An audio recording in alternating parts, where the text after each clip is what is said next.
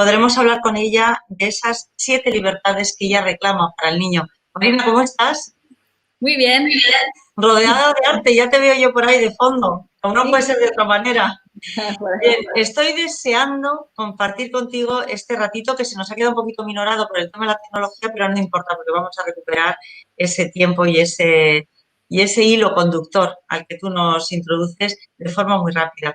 Yo, más que presentarte, que todo el mundo te conoce y sabe de ti, me gustaría preguntarte cómo crees tú que deberían de ser esos primeros pasos para resetear el mundo. Hemos dicho el mundo educativo, hemos dicho que esto se trata de hacer una aportación para ver cómo empezaríamos a cambiar si pudiéramos reiniciar ese mundo educativo, las cosas de cómo estaban a cómo pueden estar. Pues mira, me gustaría empezar diciendo que la educación, para que sea verdaderamente educación, verdaderamente justa y al servicio de una salud emocional, mental y vital del niño, tiene que estar hecha a la medida de las necesidades, de las formas de aprender y de los tiempos y procesos que cada niño necesita. El sistema educativo tal y como está no puede atenderlas, no es porque no quiera, sino porque desconoce esa singularidad y esas necesidades, pero sí puede atenderla el profesor y el centro donde el niño es educado. Entonces, tenemos que tener muy claro que ese es nuestro objetivo, porque lo que perdemos en uno solo de esos niños, lo perdemos para todos. ¿Cuál es el primer paso? Pues se me ocurre que es un cambio radical, de raíz, es decir, vamos a ver dónde estamos poniendo nuestras metas en la educación. Pero para eso te voy a poner un ejemplo. Imagínate que tú y yo vamos a hacer una etapa del Camino de Santiago, que sé que te gusta mucho. La única diferencia entre tú y yo es que yo lo he hecho antes. Entonces podemos hacerlo de dos formas. Yo, que soy la que lo he hecho antes, me erijo en experta de ese camino y te llevo a ti de la mano y te marco los tiempos, los ritmos, los procesos, aquello donde tienes que poner la atención, tus tiempos de descanso. Soy yo la que decide todo esto. Te llevo de la mano. Puede ser a empujones o puede llevarte en brazos, pero te estoy llevando. Si es así, yo te pregunto, ¿ese camino lo has hecho tuyo? ¿Podrías enseñárselo a alguien? Probablemente no. Sin embargo, si yo doy un paso atrás y te digo, venga Sonia, ponte a andar, y tú encuentras tus tiempos, tus puntos de atención, que son tuyos y solo tuyos, tus flechas amarillas, atiendes tus descansos, tus procesos, lo que necesitas, ese camino va a ser tuyo de verdad. Y probablemente sí que podrías enseñárselo a otros, aunque te pierdas. Y si te pierdes, bendito sea, porque en ese perderte vas a encontrar habilidades nuevas para volver a él, con lo cual, magnífico. Entonces, de esto es lo que se trata, de que el sistema educativo que tenemos ahora es un sistema educativo que está pensado para ir del mundo al niño. Es decir, hay una serie de expertos que deciden qué es lo que tienen todos los niños que aprender y tienen que hacerlos todos a la vez y por igual. ¿Este sistema qué crea? Pues unos niños pasivos, dependientes, que delegan la responsabilidad sobre su educación en los profesores. La recompensa es externa. ¿Por qué? Porque ellos tienen muy pocas posibilidades de elegir. Entonces, reclaman una nota, que es algo que ahora a todos los profesores nos sorprende. El otro día hablábamos en un claustro de que hemos pasado de perseguir, de que nuestros alumnos nos persiguieran para aprobar, a perseguirles nosotros a ellos para que aprueben. O sea, la pasividad es máxima y solo les interesa la nota. Y sobre todo aparece una cosa terrible y muy dolorosa para los profesores, y es que vemos cómo están nuestros alumnos profundamente desconectados del amor, de la pasión, de lo que están aprendiendo, algo que es muy triste. Pero, sin embargo, tenemos que hacer ese cambio, que es al revés, ir del niño al mundo. Es decir, dar un paso atrás, poner a su alcance un montón de recursos para que sea él el que haga el camino. Él, en función de, como decíamos, de sus intereses, de sus focos de atención, de sus ganas, de sus cualidades, de sus ritmos. ¿Qué vamos a conseguir con eso? Pues alumnos mucho más autónomos, más activos, que se hagan responsables de su educación, ya no centrados únicamente en la nota, puesto que la recompensa es intrínseca. no hay mayor recompensa que disfrutar y ser feliz con aquello que estás aprendiendo.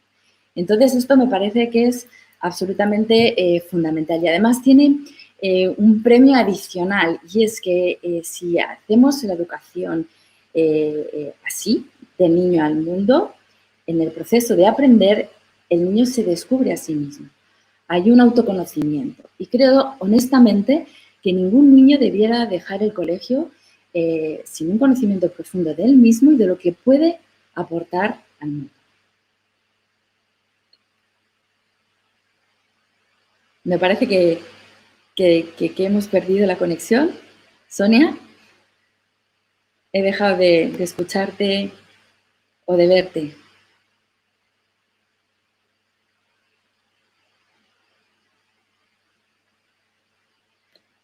Bueno, si es así y para atravesar estas dificultades de la técnica, se me ocurre que podía seguir hablando de estas 7 libertades educativas que en Aprendemos Todos estamos planteando en estos momentos como una oferta verdaderamente necesaria.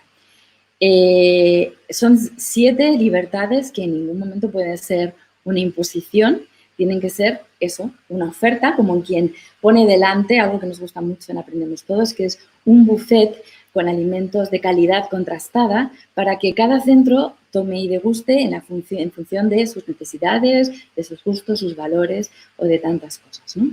Y sobre todo, que consiga con estas libertades una mayor autonomía del alumno, una mayor responsabilidad y un desarrollo máximo de su potencial. La primera de ellas habla de la libertad del profesor. Existen tantas formas de enseñar como profesores. Tenemos que confiar en la profesionalidad y en la capacidad de estos profesores para conseguir los mejores resultados. Siempre que nos dejan elegir, elegimos lo mejor. Y por qué no, nuestros profesores van a poder elegir una forma de evaluar o de hacerles llegar los contenidos o las habilidades de la mejor forma posible.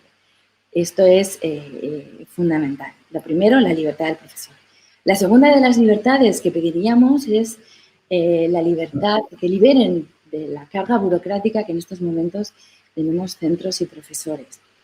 Dedicamos muchísimas horas a hacer informes, memorias, programas, que no sé muy bien a dónde llegan, pero que sí que nos quitan tiempo de lo fundamental, que es nuestra labor docente y para prepararnos para cada día hacerlo mejor. Porque si algo debe hacer el profesor es formarse constantemente para ofrecer algo renovado, nuevo, cada día. Y a esto ha unido que la inspección educativa debe de dejar de tener esta imagen de control o de presión y pasar a animar, validar y hasta ayudar a divulgar las mejores prácticas educativas, aquellas de más éxito, ¿no? Esa sería la segunda libertad. La tercera habla de libertad de los contenidos. Todos sabemos que la carga de contenidos es excesivo, no está justificado pedagógicamente y nos resta muchísimo tiempo para hacer otras actividades de emprendimiento, de creatividad, de desarrollo personal que sin duda nos harían crecer mucho a todos. Se acaba quedando la educación en un exceso de información que nos agota y nos estresa. Podríamos hacer un currículum básico definido por el sistema educativo con aquellos contenidos que considera fundamentales, pero otro currículum paralelo podríamos llamar singular o que sobre todo hable de la identidad del alumno, que recoja todos los años en los que ha estado educándose y formándose y su personal acercamiento al mundo del conocimiento, ¿no? Y qué es lo que le ha interesado más y lo que le hace ser único con relación a los demás. La cuarta de las libertades hablaría de la libertad de horarios y de espacios. Cada centro es una comunidad con unas necesidades especiales. Entonces, Marina, perdona que te interrumpa un momentito.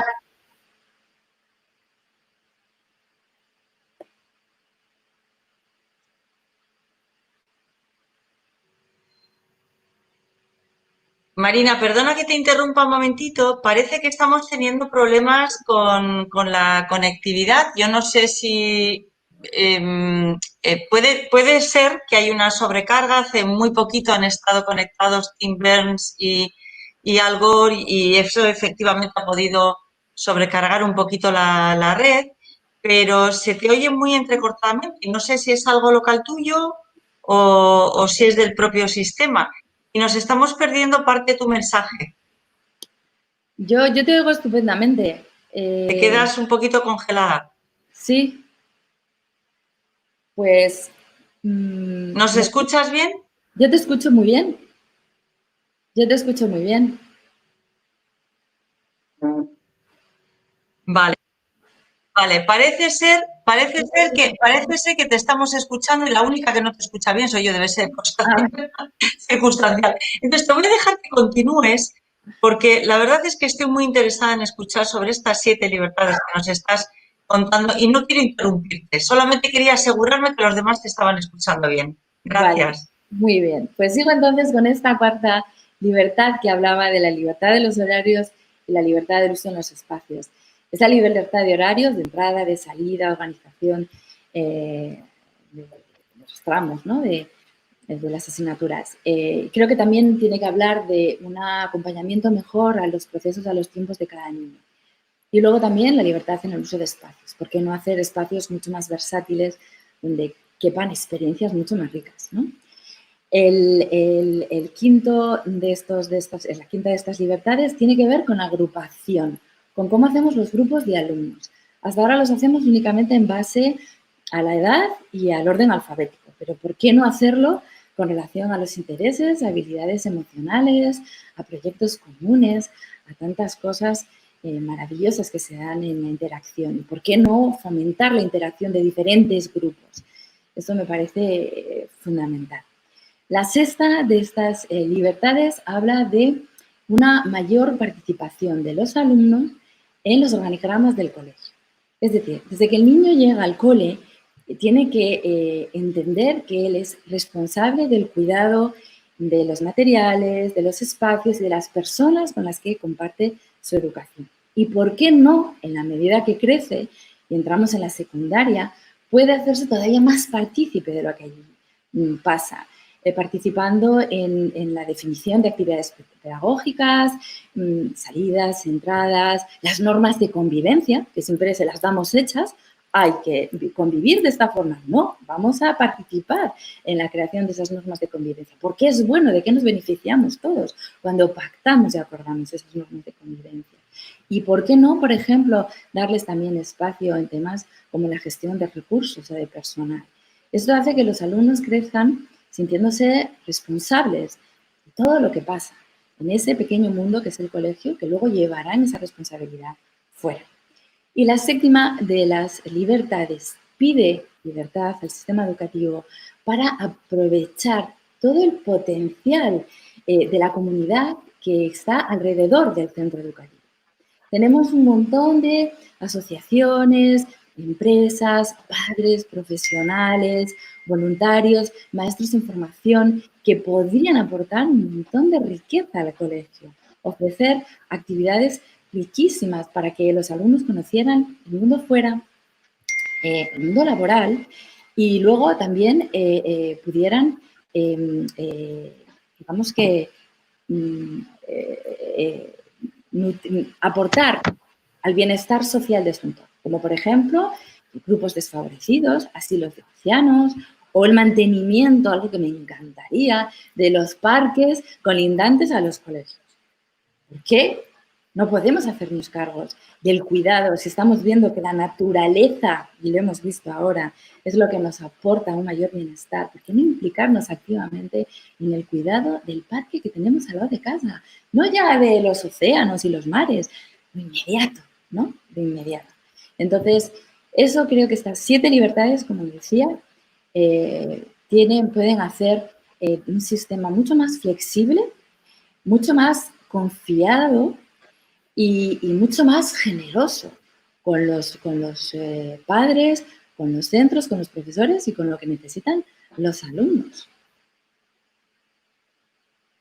Qué interesante, Marina, que hayas mencionado, y ya al filo, antes de que entre más Romera, que hayas mencionado, porque la flexibilidad es verdad que es un término que a lo largo de de la jornada de ayer y del inicio de hoy ha salido continuamente, ¿no? Y será sin duda un término que lo llevaremos a las conclusiones.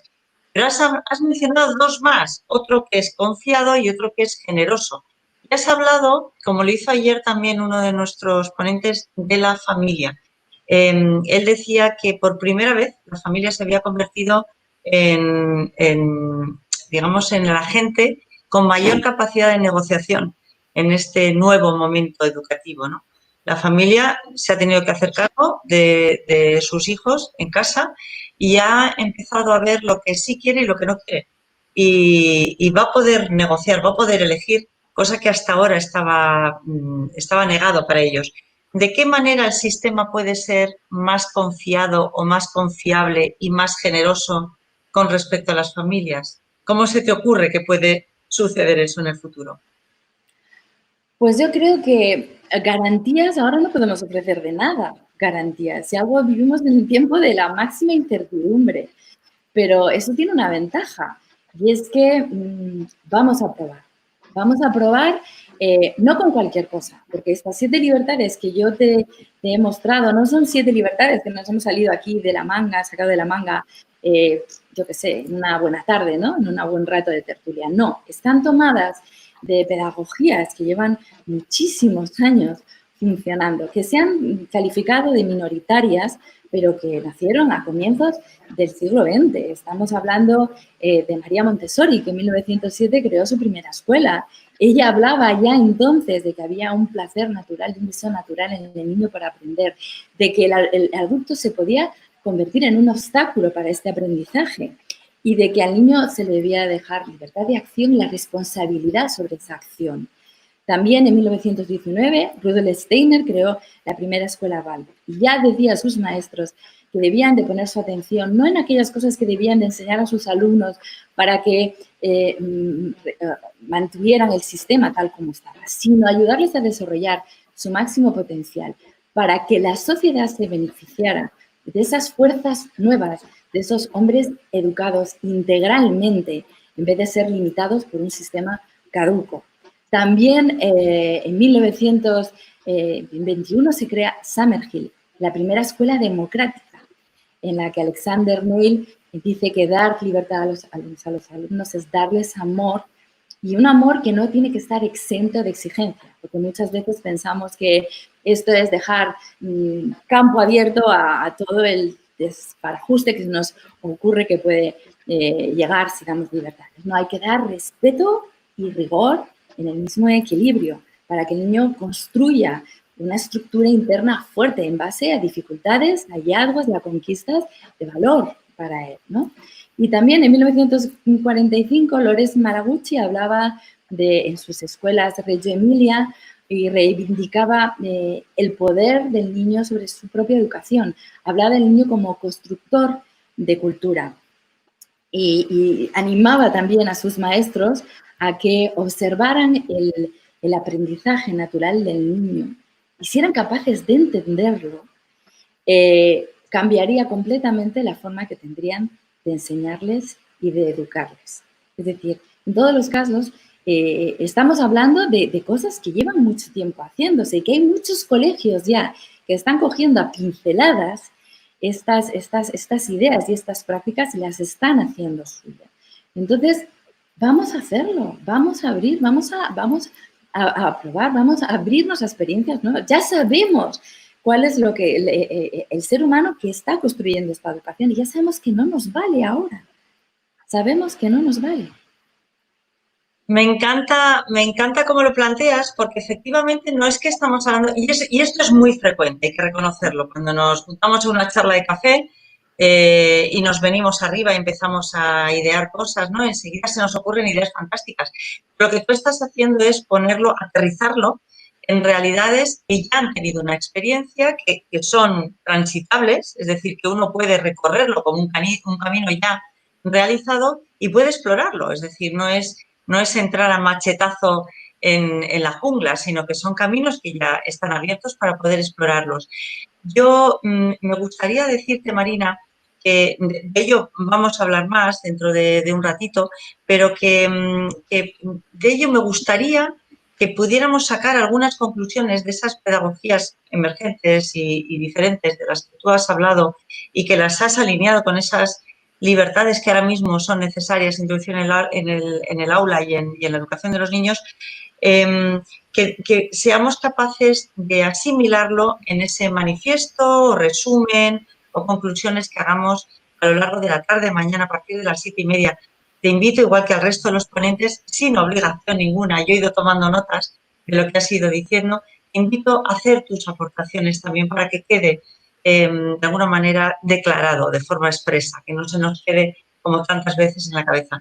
Y me parece muy, muy interesante, vuelvo a decirlo, que hayas hecho referencia a cosas que ya existen, que no hace falta reinventar, ¿no? A veces queremos reinventar la escuela y no nos damos cuenta que el mayor reto que tenemos es que las escuelas ya están creadas, porque la obligatoriedad de la escolarización de los niños hace que haya una escuela para cada niño.